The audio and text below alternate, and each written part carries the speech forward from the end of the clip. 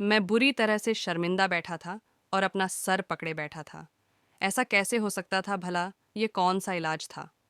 मैं जितना वैद्य जी की बात को सोचता उतना ही उलझने लगता। भला ऐसी भी कौन सी बीमारी मुझे लग गई थी जिसका इलाज ही गलत काम करना था? मैं तो एक बाल ब्रह्मचारी था। लड़कियों पर नज़र उठाकर देखना भी पाप समझता था। मैं भला ऐसे कैसे कर सकता था? मैंने उस आयुर्वेद डॉक्टर से भी कहा कि देखिए वैद्य जी, मैंने आज तक कभी किसी आदमी का इलाज इस तरह का नहीं देखा, ना ही सुना है। वह कहने लगा कि तुम्हारा बस यही इलाज है, वरना उल्टी गिनती शुरू कर दो। मैं वहां से उठकर खड़ा हुआ था। वह कहने लगे, 1 मिनट बैठो, मैं तुम्हें एक बात बताता हूँ। मैं दोबारा से बैठ गया। वह कहने लगे, भैया देखो, शराब भी तो बुरी चीज़ है ना। मैंने उसकी बात सुनकर हाँ में सिर हिलाया। फिर कहने लगा, लेकिन अगर मर्ज ही इलाज हो जाए और उसका इलाज सिर्फ शराब ही हो, तो फिर हम उसे दवाई के तौर पर इस्तेमाल कर सकते हैं ताकि मरीज ठीक हो जाए। इसी तरह जब तुम ठीक हो जाओगे तो छोड़ देना। वह जो कह रहा था शायद उसके लिए आसान था, मेरे लिए सुनना और करना भी बड़ा मुश्किल काम था। मैंने डॉक्टर से इलाज करवा करवा कर थक चुका था। तब मुझे मेरे एक बाल ब्रह्मचारी भाई ने वैद्य जी का पता दिया, जिसके बारे में यह मशहूर थे कि वह मरीज का नब्ज देखकर बता देते हैं कि उनको कौन सी बीमारी है। और जो भी वैद्य जी इलाज बताते हैं, अगर उसका उपयोग ठीक तरीके से किया जाए तो कोई भी मर्ज ठीक हो जाता है और उसको बहुत आराम मिलता है। और आज तक ऐसा कोई भी मरीज नहीं है जो वैद्य जी के पास से ठीक ना हुआ हो। मैंने डॉक्टरों के ऊपर अपना काफ़ी पैसा लुटा चुका था, लेकिन मेरी तबीयत में सुधार आने के बजाय मेरा मर्ज बढ़ता ही जा रहा था। इसलिए मैं अपने बाल ब्रह्मचारी दोस्त के साथ वैद्य जी के पास आया था। वैद्य जी ने जब मेरी नब्ज पकड़ी तो वह हैरानी से मेरे चेहरे की तरफ देखने लगे और फिर एकदम मेरा हाथ उन्होंने छोड़ दिया। और 2 मिनट तक वह मेरे चेहरे को गौर से देखते रहे, फिर ना में सिर हिलाने लगे और कभी हाँ में सिर हिलाते हुए। फिर दोबारा से उन्होंने मेरी कलाई पकड़कर मेरे नब्ज को देखने लगे। फिर उन्होंने अपनी आंखें बंद कर लीं। 5 मिनट तक वह कभी ना में सिर हिलाते थे तो कभी हाँ में, लेकिन आंखें उनकी बराबर बंद थीं। मेरे नब्ज उनके हाथ में थी। 5 मिनट के बाद उसने आंखें खोलीं और जो इलाज उन्होंने मुझे बताया, मेरा तो दिल धड़कना भूल गया था। कहने लगे, तुम्हारा मर्ज बहुत ही पुराना है और उसका एक ही इलाज है। अगर तुम यह नहीं करोगे तो फिर तुम्हें कोई दवा भी नहीं बचा सकती। जब मैंने उनसे पूछा कि क्या इलाज है इसका, तो वह कहने लगे कि तुम्हें 100 लड़कियों के साथ शारीरिक संबंध बनानी पड़ेगी। यह सुनकर तो मैं हैरानी से आंखें फाड़े उसे देखता रह गया। मैंने कहा, वैद्य जी ये आप क्या कह रहे हैं? कहने लगा, यही तुम्हारा इलाज है। मेरी उम्र 27-28 साल थी, लेकिन मैं शादी नहीं की थी, क्योंकि मुझे शादी में कोई इंटरेस्ट नहीं थी और मैं एक बाल ब्रह्मचारी भी था। मैं बस भगवान की सेवा में लगा रहता था, क्योंकि मैं हनुमान जी का भक्त था और एक बाल ब्रह्मचारी था। अपनी जिंदगी को हनुमान जी के चरणों में अर्पण कर चुका था। उनकी बात सुनकर मेरा तो दिमाग घूम कर रह गया था। मैं तो अपनी जिंदगी में एक औरत को भी लाने के लिए नहीं सोच सकता था, और यहाँ वैद्य जी 100 लड़कियों के साथ संबंध बनाने की बात कर रहे थे। और फिर 100 लड़कियां और उनके साथ ऐसा पाप करना है, यह कैसा इलाज था? मैं तो सोचकर ही कांपने लगा था। मैंने कहा कि भला यह कैसा इलाज है? वैद्य जी कहने लगा, बस यही एक इलाज है और यह आखिरी इलाज है। मैंने कहा कि मैं शादी करना ही नहीं चाहता था, इसलिए अब तक मैंने शादी नहीं की। मुझे औरतों से डर लगता है और मुझे औरतों में बिल्कुल भी इंटरेस्ट नहीं है।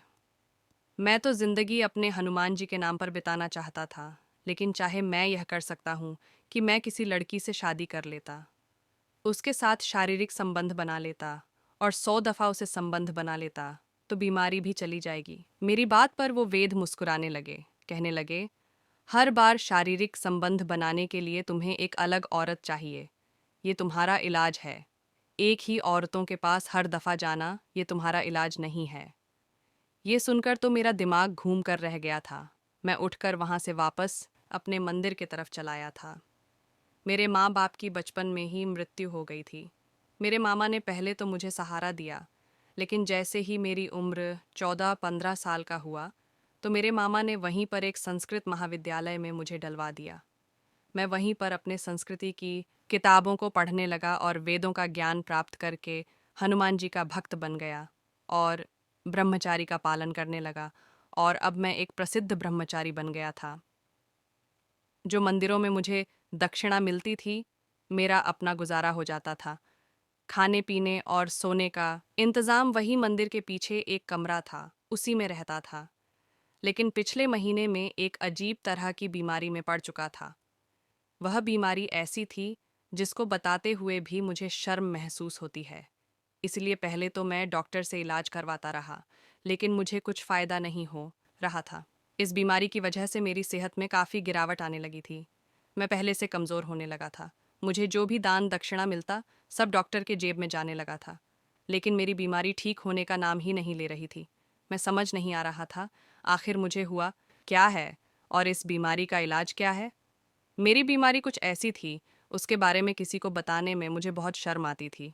किसी को नहीं बता सकता था, लेकिन पहले तो सिर्फ डॉक्टर तक ही यह बात कही थी। लेकिन अब तो मुझे मंदिर के और लोग भी कहने लगे थे कि तुम्हें क्या हो रहा है, तुम्हारी सेहत पहले से बहुत गिरती जा रही है, तुम्हारे चेहरे की रंगत पीली पड़ने लगी है, अपना इलाज करवाओ। मैं अब अपनी बीमारी को बहुत गंभीरता से लेने लगा था, इसलिए अपने एक दोस्त से डरते डरते मैंने अपनी यह बात बताई, तो वह कहने लगा, मैं तुम्हें एक वेद जी का पता बताऊंगा, तुम उसके पास चले जाओ, वह तो हर बीमारी का इलाज कर देते हैं। तुम्हारे इस मर्ज का इलाज डॉक्टर के बस की बात नहीं है। मैं उसे वैद्य के पास चला गया, लेकिन जो इलाज उसने मुझे बताया, वह सुनकर मेरे होश उड़ाने लगे थे। मैंने जब मंदिर में आकर अपने कमरे में लेटा, तो मेरा सर बुरी तरह से चकराने लगा था। अपनी जिंदगी हर इंसान को प्यारी होती है, और आखिरी दम तक इंसान यही कोशिश करता है कि वह मौत से लड़ता रहे और मौत को भी हराने की पूरी कोशिश करता रहता है। हार नहीं मानना चाहता था। फिलहाल मुझे तो अपना मर्ज बहुत ही मामूली सी लग रही थी, लेकिन जिस हिसाब से मेरी सेहत गिर रही थी, मुझे शक होने लगा था। लेकिन मैं नहीं समझ पा रहा था, मुझे ऐसी कौन सी बीमारी हो गई है और कौन सा इलाज करवाऊं जिससे मेरी बीमारी ठीक हो जाए और मैं कोई पाप करने से भी बच जाऊं। मैंने अपने एक दोस्त से कहा कि मैं एक लड़की से शादी करना चाहता हूं, लेकिन मेरे पास रहने का कोई इंतज़ाम नहीं है। मेरा दोस्त कहने लगा, मैं तुम्हें एक कमरे का छोटा सा घर किराए पर ले देता हूँ। वो घर मेरे जानने वाले का है, लेकिन मंदिर से काफ़ी दूरी पर है, और मेरे दोस्त का मकान तो किराया भी ठीक ठाक ले लेगा। अच्छी बात है कि तुम शादी कर लो। मेरे ख्याल से तुम्हारी बीमारी का इलाज शादी ही है। उसकी बात पर मैं ठीक से मुस्कुरा भी नहीं पाया था, क्योंकि जो इलाज मुझे वैद्य जी ने बताया था, वह मेरे लिए एक बहुत बड़ी कठिन परीक्षा थी। फिलहाल घर का इंतज़ाम तो मेरे दोस्त ने कर दिया था, लेकिन कोई भी ऐसे आदमी को रिश्ता नहीं दे सकता जिसके कोई माँ बाप या भाई बहन यह रिश्तेदार ना हो। और अगर मुझे कोई अच्छाई पर रिश्ता मिल भी जाता, तो अगले दिन मुझे उसे डिवोर्स देने पर तो बदनाम ही हो जाना था। मैंने जो घर किराए पर लिया था, वह हनुमान मंदिर से काफ़ी दूरी पर था। जिस इलाके में वह घर था, मुझे वहाँ कोई भी ज़्यादा नहीं जानता था। लेकिन अब यह सोच रहा था कि मैं एक रात के लिए दुल्हन किसको बनाऊं, और फिर यह बात सिर्फ एक रात की बात तो नहीं थी, ये तो 100 रातों की बात थी। बहुत ज़्यादा सोच विचार के बाद मुझे यही एक बात समझ में आई कि ऐसी लड़कियों का इंतज़ाम कोठा ही है। मैं वहीं से औरत को एक रात के लिए ला सकता हूँ। कोई भी शरीफ लड़की मेरी एक रात की दुल्हन बनने के लिए तैयार नहीं होगी, जबकि मुझे ऐसी जगह से सख्त नफरत थी और ऐसी औरतों से भी। लेकिन मेरी बेबसी मुझे यहाँ ले गई, इसलिए मैं अपने इलाज के लिए कोठे पर चला गया। मेरी इतनी लंबी तिलक और गैरुए रंग के कुर्ते और गैरुए रंग की धोती और मेरा बाल ब्रह्मचारी वाला हुलिया देखकर वहाँ बैठी 40 साल की औरत, जो कि वहाँ की दलाल थी, मेरी बात सुनकर मुझे बड़ी गौर से देखने लगी। कहने लगी, ए बाल ब्रह्मचारी पंडित सठिया गया है क्या? पहले तो यह जगह तेरे लायक नहीं है, लेकिन चल, तू अपने दिल के हाथों मजबूर होकर आ ही गया है, तो पैसे फेंक और रात बिता और फिर चला बन। तू किस तरह का पाप मेरे सर पर डाल रहा है? मैंने कहा, ऐसा करना भी मेरी मजबूरी है, लेकिन फिक्र मत करो, उसे सुबह होने से पहले छोड़ दूंगा। मुझे हर रात एक औरत चाहिए, हर बार औरत अलग होनी चाहिए।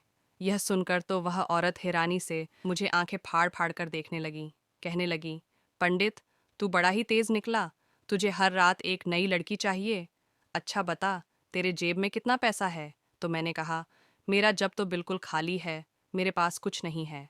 मेरी बात सुनकर उस औरत को गुस्सा आया और कहने लगी, चल फुट यहाँ से, लक्ष्मीबाई के कोठे को बाप का माल समझकर यहाँ आ गया है क्या? यहाँ से चल निकल। बड़ा आया जेब में फूटी कोड़ी नहीं। हर रात इस पंडित को ऐश करने के लिए नई लड़की चाहिए कमबख्त को।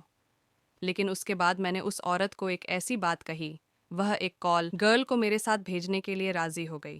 कहने लगी कि वह हर रात मेरे घर पर एक नई लड़की को भेज देगी, मगर लड़की अपना चेहरा छुपाकर जाएगी, सुबह होते ही चली आएगी। लेकिन फिर मुझसे कहने लगी, मैं कैसे मान लूं, जो तूने मुझसे कहा है वह सच होगा। मैंने कहा कि ऐसा करो, पहले लड़की को भेजने के बाद मुझे आजमा कर देख लो। मेरी बात सच निकली तो फिर आप हर रात एक लड़की को भेज दिया करना। वह मेरी बात सुनकर सोचने लगी, फिर कहने लगी, ठीक है, मुझे शर्त स्वीकार है। उसने एक कॉल गर्ल को मेरे हवाले कर दिया। मैं उसे अपने घर ले आया। रात के 12 बज चुके थे। मैंने उसे कहा कि सुबह भोर होने से पहले तुम यहाँ से चली जाना। उसने कोई भी जवाब नहीं दिया। जो काम मैं करने जा रहा था वह एक बहुत बड़ा पाप था। यह मेरा दिल बहुत ज़ोर ज़ोर से धड़कते रहा था। मुझे बेहद डर भी लग रहा था। दिल बेचैन सा था। वह लड़की अब तक अपना चेहरा छुपा रखी थी। मैंने उसके साथ जिंदगी नहीं बितानी थी, जो उसके चेहरे को देखना ज़रूरी समझता। यह तो बस एक रात का संबंध था। फिर जहाँ से मैं उसे लाया था, वहाँ की औरतों को मैं देखना भी पसंद नहीं करता था। उस लड़की के पास जाने से पहले मैंने अपने कमरे की बत्ती बुझा दी थी, उसके पास आ गया। लेकिन उस वक्त मुझे अपने पूरे बदन में कंपी सी महसूस हो रही थी। औरत के इतने नज़दीक आने का मेरा पहला एक्सपीरियंस था। वह रात मेरे लिए एक काली रात थी। मैं जो काम करने जा रहा था, मेरा दिल उस काम के लिए बिल्कुल भी तैयार नहीं था, लेकिन मैंने अपनी आंखें तक बंद कर ली थीं। मेरे लिए यह रात बहुत मुश्किल से बीती थी। अब तक वह काली रात दिन की रोशनी में बदली भी नहीं थी कि मैंने उस लड़की से कहा कि तुम जा सकती हो। वो मेरे पहलू से उठकर जा चुकी थी। मैं इस तरह बेचैन था कि जिसकी कोई हद नहीं था। वह महिला अब जा चुकी थी। मौसम भी बहुत सर्द था, लेकिन फिर भी मैं नहाने के लिए चला गया था बाथरूम में। उसी बीच मुझ पर एक अजीब सा डर सवार हो गया था। मैं अपने पूरे बदन को खूब रगड़ रगड़ कर नहलाया, जैसे कोई गंदगी चीज़ मेरे बदन से लग गई हो। जैसे ही मैं नहाकर फ्री हुआ तो भोर होने लगी थी। मुझे लगा जैसे मैं अब इस काबिल नहीं रहा कि मैं हनुमान जी के सामने जा सकूं। मैंने आज तक कभी हनुमान जी से मुंह मोड़ने का सोचा ही नहीं था, लेकिन आज मैं मंदिर में नहीं जा सका। मैंने अपना पूजा पाठ घर में ही की थी और भगवान से प्रार्थना कर मैं रो पड़ा था। मेरे साथ ऐसा क्यों हो रहा है? मैं क्यों अपने भगवान से दूर जा रहा हूँ? मुझे यह बीमारी क्यों लग गई? पूरा दिन मैं घर से बाहर नहीं निकला था। जब से मैं इस बीमारी के इलाज के लिए उसे वैद्य के पास गया था और इस इलाज का मन बनाया था, मैंने झूठ भी बोलना शुरू कर दिया था। मैंने उस लक्ष्मीबाई के कोठे वाली से बहुत बड़ा झूठ बोला था, ताकि वह मेरे पास रोज़ एक नई लड़की को भेज दे, और जो बात मैंने उसे कही थी, मैं जानता था कि वह कभी मना नहीं करेगी। उसके बाद 3 महीने तक मेरे पास कोई दूसरी औरत नहीं आई थी। मेरी सेहत अब और ज़्यादा खराब होने लगी थी। अब तो मेरे हाथ पांव सूखने लगे थे। 3 महीने बाद मुझे लक्ष्मीबाई का फ़ोन आया। जो खबर उसने सुनाई, मुझे हैरानी हुई थी, मगर लक्ष्मीबाई बहुत खुश थी। मुझसे कहने लगी, अब तो मैं रोज़ तुम्हारे पास एक नई लड़की को रात को भेज दिया करूँगी। अब मेरे पास रोज़ एक औरत आती थी, लेकिन उसका चेहरा पूरी तरह से ढका हुआ होता था। मैं बत्ती बुझा देता था और वह लड़की सुबह भोर होते ही चली जाती थी। मुझ पर फिर से डर सवार हो जाता, लेकिन मेरे लिए यह हैरान करने वाली बात थी कि मेरी सेहत अब ठीक होने लगी थी, लेकिन मेरे अंदर एहसास बनने लगा था कि मैं अब अपनी की हुई गलती फिर से दोहरा रहा हूँ, और मेरे हनुमान जी के सामने कैसे उनका अपना मुंह दिखाऊंगा।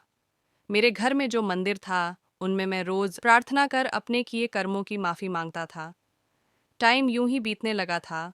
जैसे जैसे मैं उन बुरी औरतों की संगत में वक्त बिताने लगा, मैं ठीक होने लगा था, लेकिन मेरा ज़मीन हर टाइम मुझे घृणा करता था। मैं एक घटिया इंसान अपने आप को कहने लगा था। जिस मोहल्ले में रहने लगा था, वहाँ लोग मुझे बड़ी शक की नज़रों से देखने लगे थे। उनकी नज़रों में मेरे लिए जो कुछ था, मेरे लिए डूब मरने वाली बात थी। मैं अब मंदिर में भी जाने से कतराने लगा था। जब भी मंदिर में जाता, मुझे लगता मैं उस काबिल नहीं हूँ कि मंदिर में जाकर हनुमान जी की पूजा कर सकूं। मेरे अंदर पाप के एहसास मुझे जगाने लगे थे। मैं पाप में पड़ गया था। मुझे लगता था हर वक्त किसी गंदे चीज़ में लथपथ रहता हूँ। बदबूदार कीचड़ मेरे बदन पर लगा है।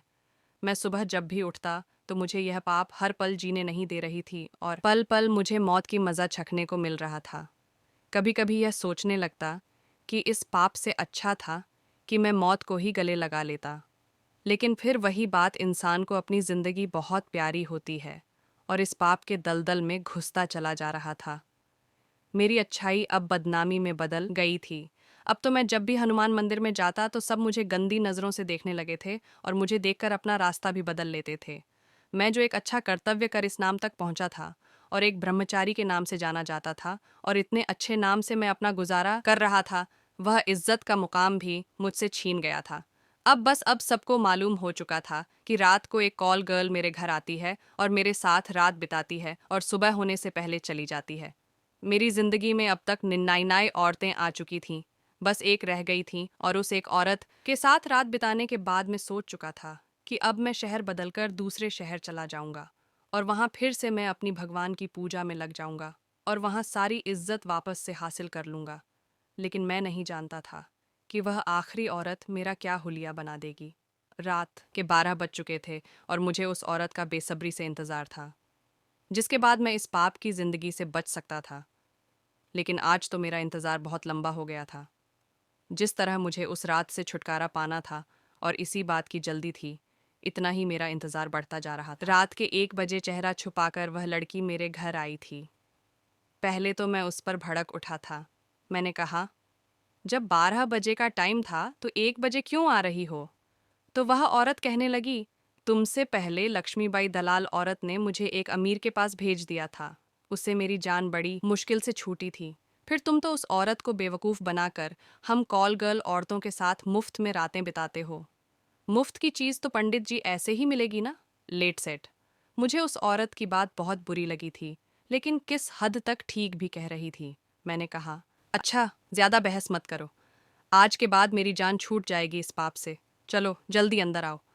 वह घर के अंदर दाखिल हो गई। मैं उसे कमरे में ले आया। कमरे में उसको आते ही मैंने कमरे की बत्ती बुझा दी थी। वह कहने लगी, बत्ती क्यों बुझाई? कमरे में रोशनी रहने दो। मैंने कहा, मुझे अंधेरे में ही रात बितानी है। वह कहने लगी, लेकिन मुझे जो भी काम करना होता है वह रात के अंधेरे में नहीं करना। मुझे उस लड़की की बात पर गुस्सा आने लगा था। क्या वह पागल थी? मैं पहले ही अपने ज़मीर के हाथों लुट चुका था और मैं तो सोच रहा था कि कभी इस पाप से मुझे छुटकारा मिलेगी और यह भी मुझ पर एक और पाप करना चाहती थी। मुझे कॉल गर्ल औरतों से बहुत नफरत थी। मैं एक पल भी उन्हें नहीं देखना चाहता था, लेकिन यह बदनसीबी थी कि मुझे उन गंदी औरतों के साथ रातें बितानी पड़ी थीं। मैंने कहा, देखो लड़की, मेरे साथ ज़्यादा बहस मत करो। वह कहने लगी, ठीक है, फिर यहाँ से मैं चली जाती हूँ। किसी और औरत का इंतज़ाम कर लो पंडित जी। ये सुनकर मेरी जान पर बनाई थी। मुझे और ज़्यादा परेशानी नहीं उठानी थी, इसलिए मुझे ही उस बेशर्म लड़की के सामने हार माननी पड़ी। मैंने कहा, ठीक है, मैं लाइट ऑन कर देता हूँ, लेकिन तुम मत जाओ। मेरे शब्दों में बेबसी थी। वह लड़की खिलखिलाकर हंसने लगी। मेरे सामने उसने अपना पूरा चेहरा खोल दिया था। उसका चेहरा देखकर मेरे होश उड़ गए थे। ये वही थी और यह औरत कुछ दिन पहले मेरे हनुमान मंदिर में आई थी। मेरा दिमाग बुरी तरह से घूम गया था। मैं कब से यह सोच सोच कर पागल हो रहा था। आखिर मुझे ऐसा भी कौन सा पाप हो गया था जो भगवान ने मुझे इस बीमारी में झोंक दिया था। लेकिन अब मैं जान चुका था। मेरी आंखों से टप टप आंसू गिरने लगे थे। मैंने उस लड़की के सामने हाथ जोड़ दिए और उसके सामने बैठकर फूट फूट कर रोने लगा। यह बात कुछ महीने पहले की है, जब मेरी मंदिर के आंगन में उस लड़की पर नज़र पड़ी थी। मेरे पास बहुत सी लड़कियां और औरतें आया करती थीं, जो हनुमान जी का पाठ सुना करती थीं और मुझे ज्ञान प्राप्त किया करती थीं और मुझसे झाड़ा लगवाने भी आया करती थीं और प्रसाद भी लेने आती थीं। एक बार यह लड़की मेरे मंदिर में दाखिल हुई। उसने अपना चेहरा छुपा रखा था, मगर नीचे जीन्स पहना हुआ था। मेरे पास आकर बैठ गई। मैंने बस एक नज़र उस पर डाली थी, फिर जल्दी से हटा ली। मैंने कहा, बालिका, तुम्हें कपड़े ढंग से पहनकर आने चाहिए था। ये मंदिर है, यहाँ भगवान जी के श्रद्धालु बड़े इज्जत के साथ आते हैं। इस तरह का वेशभूषा यहाँ पर नहीं चलेगा। वह कहने लगी, पंडित जी, माफ़ी चाहती हूँ, मैंने पहली बार मंदिर पर कदम रखा है। मुझे क्या मालूम कि यहाँ के रीति रिवाज क्या है, लेकिन धीरे धीरे सीख जाऊंगी। उसकी बात ऐसी थी कि मैं चौंक सा गया था। जबकि मैं उसे एक नज़र देख चुका था, वह 21-22 साल की लड़की थी। उस लड़की की बात बड़ी अजीब थी कि इस 22 साल की जिंदगी में वह कभी मंदिर नहीं गई थी, जबकि हमारे मंदिर में ऐसे रीति रिवाज का खास प्रबंध था। हर हफ्ते यहाँ पर काफ़ी संख्या में श्रद्धालु आते थे और अपनी इच्छा से यहाँ मंदिर की सेवा और साफ सफाई भी करते थे। और यहाँ पर पाठ भी कराई जाती थी। सबको अच्छी अच्छी चीज़ बताई जाती थी। मैंने कहा, जी कहिए। वह कहने लगी, मुझे पूजा करना सीखना है। यह बात मेरे लिए बहुत ज़्यादा हैरान कर देने वाली थी। इतनी बड़ी लड़की को पूजा करने नहीं आती थी। मैंने कहा, यह तो बहुत बड़ी हैरान करने वाली बात है बालिका। तुम इतनी बड़ी हो गई हो और इस उम्र में तुम्हें पूजा करनी नहीं आती। वह कहने लगी, हमारे यहाँ पर ऐसा कोई पढ़ा लिखा या ज्ञानी नहीं है इस पूजा पाठ के बारे में बता सके, और ना ही हमारे यहाँ पर मंदिर है। लेकिन मुझे बेहद शौक है पूजा करने का और अपने भगवान के बारे में ज्ञान प्राप्त करने की और रीति रिवाज सीखने की। यही वजह है कि मैं यहाँ आती हूँ। मैंने कहा, क्या मतलब है तुम्हारा बालिका? क्या तुम हिंदू नहीं हो? नहीं नहीं, मैं हिंदू हूँ। और वह कहने लगी, हिंदू तो मैं शुरू से ही हूँ, लेकिन मैंने एक कोठे पर ही जन्म लिया था। ये सुनना था कि मेरा तो पारा हाई हो गया था। मैं अपनी जगह से उठकर खड़ा हुआ। मैंने उस लड़की को बहुत डांटा और कहा कि खड़ी हो जाओ यहाँ से कमबख्त। तूने हमारे मंदिर को अपवित्र करके रख दिया है। तुम्हारी हिम्मत कैसे हुई इस मंदिर में आने की, ऐसी जगह पर कदम रखने की? मेरा शब्द बहुत तीखा और गलत निकल रहा था। वह लड़की घबरा गई, कहने लगी, पंडित जी, इसमें मेरी तो कोई गलती नहीं है कि मेरी पैदाइश ही एक कोठी पर हुई है। मैंने कहा, मैं नहीं जानता, लेकिन तुम एक गलत औरत हो और तुम रोज रात एक पाप करती हो। तुम्हारी हिम्मत कैसे हुई इतनी पवित्र जगह पर आने की और इसे अपवित्र करने की? मेरी बात उस लड़की को बहुत बुरी लगी थी, लेकिन मुझे कहाँ परवाह थी। वह रोने लगी, कहने लगी, मैं तो यह सोचकर आई थी, यह मेरे हनुमान जी का घर है और मैं अपने हनुमान जी से प्रार्थना करूंगी, मुझे अच्छी शिक्षा दे, मुझे इन बुरे कर्मों से बचा लो। और यह तो भगवान का घर है, तो इसमें पापी भी आ सकते हैं, और उन्होंने तो अपना दरबार कभी किसी के लिए बंद नहीं किया। मैंने कहा, कभी खुद को देखा है तुमने?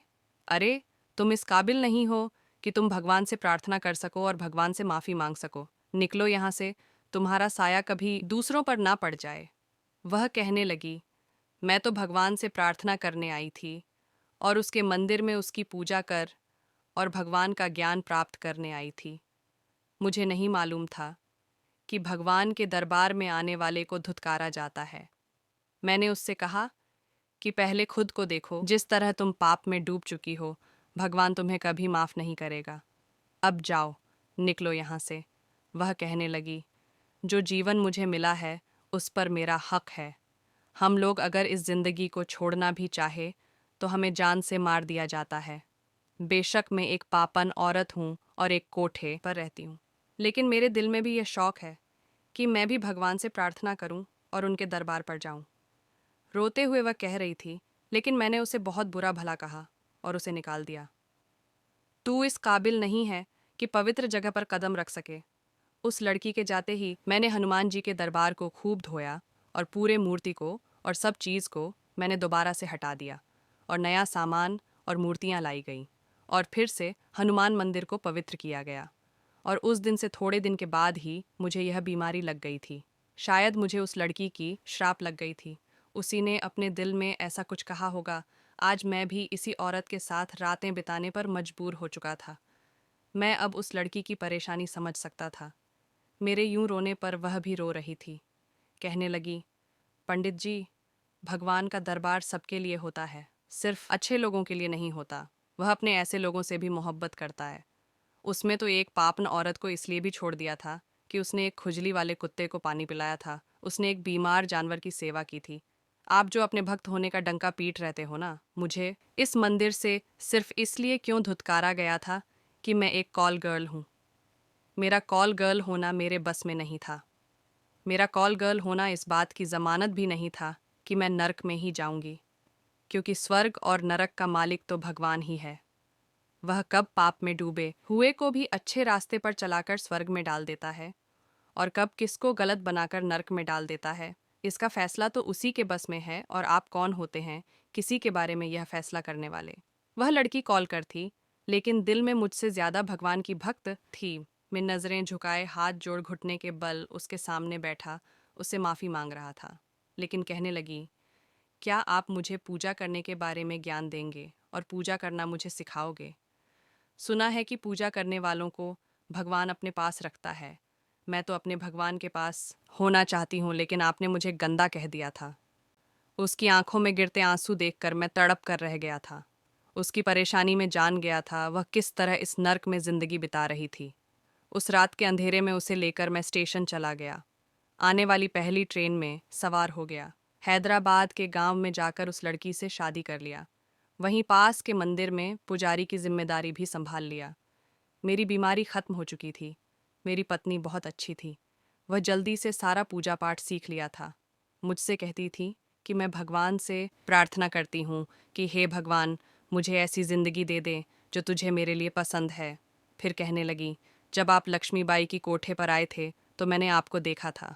आपकी बातें भी सुनी थीं और वह झूठ भी जो तुमने वहाँ बोली थी। और यह बात सुनकर मैं बहुत हैरान हो गई थी। आप जिस औरत के साथ रात बिताएंगे वह लड़की पैदा करेगी। लक्ष्मी पहले ही चाहती थी कि यहाँ लड़कियों की पैदाइश हो ताकि उसका धंधा बंद ना हो, उसका कोठा चलता रहे। वह पहली लड़की जो आपके साथ रात बिताने आई थी वह पहले से प्रेग्नेंट थी, लेकिन लक्ष्मी नहीं जानती थी कि वह एक इत्तेफाक था। अल्ट्रासाउंड में लड़की बताई गई थी। लक्ष्मीबाई को लगा कि पंडित जी हैं तो उनको उसके बारे में कोई खास जानकारी होगी और पंडित जी लड़की पैदा करेंगे, इसलिए वह अपने कोठे की लड़कियां आपके पास भेजने लगी।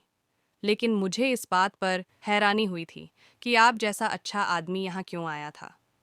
फिर यह बात कोठे से मालूम हुआ कि पंडित जी को कोई बीमारी है जिसका इलाज यह है। बेचारा बड़ी परेशानी से गुजर रहा था। अक्सर वह हमारे साथ शारीरिक संबंध बनाते हुए भी रोता रहता था कि वह ऐसे पाप करने पर मजबूर है। यह सुनकर मुझे आप पर बहुत तरस आता था, लेकिन आपकी बातों से भी घाव मेरे दिल पर लगा था। उसका असर अभी तक ख़त्म नहीं हुआ था, क्योंकि हर कॉल गर्ल को पाप की ज़िंदगी अच्छी नहीं लगती।